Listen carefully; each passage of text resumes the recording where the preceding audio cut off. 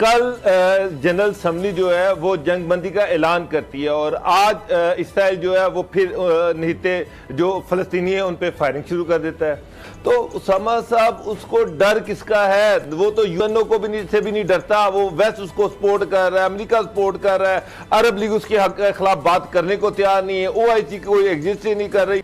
ये अजीब बात है, यानी ये नबी करीम सल्लल्लाहु अलैहि वसल्लम के दौर से हम देख रहे हैं कि ये मुआहदों की पासदारी इनके यहाँ शायद है ही नहीं, कि खुद मुआहदा किया, उसमें गारंटर्स मौजूद हैं, सारी दुनिया उसमें देख रही है कि आप गारंटी दे रहे हैं कि अब जंगबंदी हो गई है, अब फायरिंग नहीं होगी। लेकिन मस्जिद अक्सा में निहत्ते नमाज पढ़ रहे हैं लोग कि इनसे उनकी खुशी बर्दाश्त नहीं है कि वो जंगबंदी हुई है। वो शायद देख रहे थे कि इसमें शहादतों के बावजूद जीत उनकी हुई। आज देखिए मैं देख रहा था मुझे कि CNN हर जगह जश्न दिखाया जा रहा है कि गजा में लोग कह रहे हैं कि हम जीते हैं, हम जीते हैं, और इसराइल में मातम, सफ़े मातम है इतनी बमबारी के बावजूद।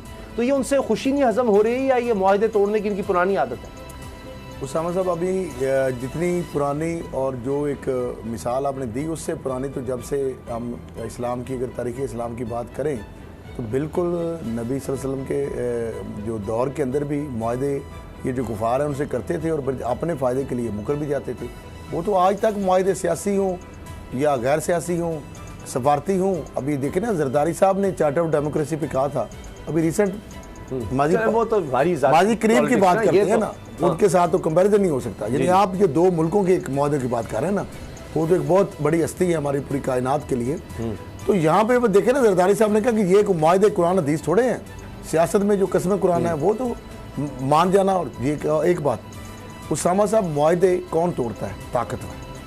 सालिस किसके साथ होता है? ताकतवर के साथ। क्या कभी एक गांव के अंदर, एक मुल्क के अंदर लड़ाई हो जाए, दो कबीलों में या किसी गांव में हो जाए, एक दफ्तर के अंदर हो जाए, तो सालिस जो है वो किसकी पासदारी करेगा? जो ताकतवर होगा। जो साहब वो सालिस ही कैसा, फिर मुकाजी ही क्या कि जो ताकतवर, जज ही क्या? ये कौन सी सालिस है? हुकूमत ही क्या? वो सबसे बड़ा फोरम है UNO, अक़वाम मुत्तहिदा का जो फोरम है, अक़वाम आलम का सबसे बड़ा फोरम है जी, वो सालिस है जी। उसने मजम्मत की, उसने करारदाद की, अमेरिका ने बदमाशी करके उसने कहा जाओ काउंसिल का, खबरदार मैं तुम्हारी बात नहीं सुनता।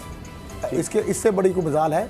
मैं कुछ जज्बाती बात नहीं कर रहा। नहीं बिल्कुल। अब ये आप बात कर रहे हैं कि इसराइल की हटधर्मी जो कह रहे हैं आप बरकरार है। गजा में जंग बंदी जो है वो उन्होंने बाजार कर ली और उसके बाद बमबारी और सारी चीजें जा रही हैं। इसके बाद मुआहदे की खिलाफ वर्जी जिस तरह उनका उन्होंने कर दी। फिर मैं क्रक्स उसका बता रहा हूँ, दरिंदगी जो है उससे बाज नहीं आ रहे। अब उनको रोकेगा कौन? कौन रोकेगा? UNO कह रहा है कि बाज आ जाओ।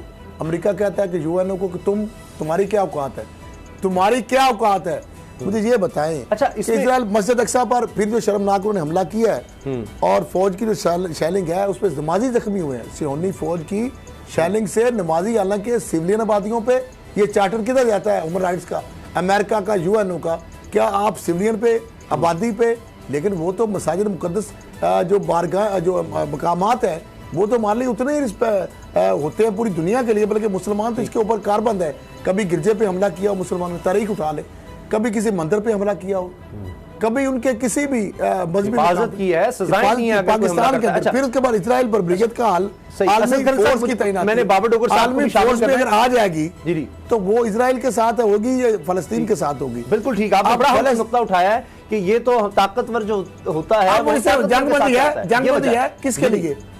इसलिए कि ताकि हमास की तरफ से कोई मिसाइल उधर चला जाएगा, फिर देखना तमाशा। ये गलती से भी अगर गिर गया, बेशक उनका अपना ही हो, अगर वो अलग भी कर देंगे तो ताकतवर फोर्सेस उल्टा साथ मिलकर उनको और साथ ही कहेंगे जी ये हमास का है, बेशक खुद ही मार ले। अच्छा बाबर डोगर साहब, एक चीज जो बहुत ज्यादा मीडिया पर वायरल हुई, बड़ा देखा गया, शामिम कुरैशी साहब ने जो तकरीर की, बड़ी जबरदस्त तकरीर थी, और उसके बाद CNN पर इंटरव्यू देते हैं और वहां पर वो कहते हैं जी इसराइल अब ये जंग हार रहा है, अब उसकी मर्जी नहीं चल सकती, वो मीडिया को कंट्रोल करता है। तो साथ ही उनके CNN के एंकर कहती है जी किस तरह कंट्रोल करता है, आप इसराइल पर इल्जाम लगा रहे हैं। उन्होंने कहा जी क्योंकि उसके पास बिग पॉकेट्स, यानी पैसा है, वो कंट्रोल करता है। तो फंडिंग कौन करता है? आप जो CNN को, हाँ, आप यहूदी के खिलाफ बोल रहे हैं, चैनल नहीं है, ये नफरत फैला रहे हैं आप यहूदियों के खिलाफ। फंडिंग कौन करता है? CNN चैनल किसका? मतलब बड़ा अहम सवाल है। अब ये सवाल हो रहा है कि क्या इसराइल के खिलाफ बोलना, क्या यहूदी मजहब के खिलाफ बोलना है? मतलब किसी रियासत के खिलाफ बोलना वो मजहब के खिलाफ कैसे हो गया? ये एक अजीब बात है। तो ये बड़ी डिबेट हो रही है। तो हर सतह पर ये ताकतवर है, इसका मतलब है कि इसलिए ये मुआहदों की पासदारी नहीं करते।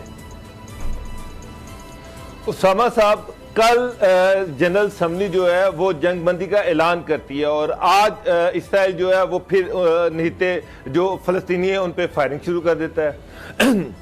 ना वो जनरल असम्बली को मानता है, ना वो कौम मुत्तहिदा को मानता है, वेस्ट उसकी पोस्ट पर है, अमेरिका उसकी पोस्ट पर है। अमेरिका जनरल असम्बली में, सिक्योरिटी काउंसिल में जो भी उसके खिलाफ करारदाद आती है इसको वीटो कर देता है।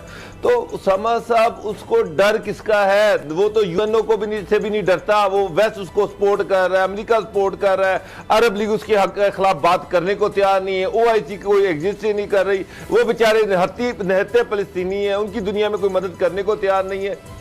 मालिक जो थे वो फलस्तीन के हक में बोले, वहां पर जो निहत्ते लोग थे उन पे जो गोलियां बरसाई जा रही हैं उसके खिलाफ बोले, लेकिन इसराइल ने तो उसकी कोई परवाह नहीं की, जंग बंदी की परवाह नहीं की।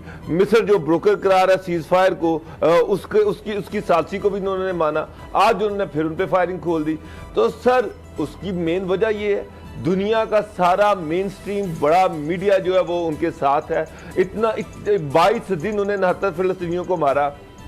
दुनिया में किसी बड़े अखबार ने, किसी बड़े चैनल ने उनके खिलाफ एक लफ्ज नहीं लिखा, तो उस पर तो साफ जाहिर है कि यहूदियों का कंट्रोल है सारे। डोगर साहब, सिर्फ एक सवाल हाथों में कठपुतली बना हुआ है। जिस तरह से मोदी का मीडिया जो है, इंडिया का जो मीडिया है वो मोदी के हाथों में कठपुतली बना हुआ है, इंटरनेशनल मीडिया जो है इसराइल के हाथों में कठपुतली बना हुआ है। ये दोनों का मोडस ऑपरेंडी एक ही है, चाहे वो मोदी है चाहे वो इसराइल है। इसराइल इंटरनेशनल मीडिया को कंट्रोल करता है, मोदी जो है वो इंडिया के मीडिया को कंट्रोल करता है। वहां निहत्ते कश्मीरियों को मारा जाता है, मुसलमानों को मारा जाता है, उनकी नस्ल कुशी की जाती है, कोई उनका मीडिया बोलता नहीं है। इधर जो है इसराइली जो है वो फलस्तीनियों को मार रहे हैं और इंटरनेशनल मीडिया ये कह रहा है कि जिनको डिफेंस का राइट हासिल है, जिनके इसराइल को डिफेंस का राइट हासिल है, उन फलस्तीनियों के खिलाफ जिनके पास कुछ है ही नहीं है, उनको मारने के लिए कोई चीज ही नहीं है। वो जो मिसाइल उन्होंने मारे उनकी क्या हैसियत है? आधे मिसाइल तो वहां पे गिर ही नहीं सके। वो इसराइली अंदाजा लगा लें। तो फिर उसामा साहब, ये तो मुझे लग रहा है कि ये जनरल असम्बली ये सारा कुछ बेमानी होके रह गया है। अगर ये इसराइल को नहीं रोक सकते तो ये सारी चीजें बेमानी है। लेकिन चीन के खिलाफ बहुत ज्यादा इसराइल अब कह रहा है, एहतजाज कर रहा है जी, चीन इसमें क्यों आ रहा है? खासतौर पर रूस ने कहा कि अब हम मजीद बर्दाश्त नहीं करेंगे। तो ये लगता है कि इन ताकतों का भी ये अमेरिका के खिलाफ या इसराइल के खिलाफ इकट्ठे होना ये भी बड़ा मानी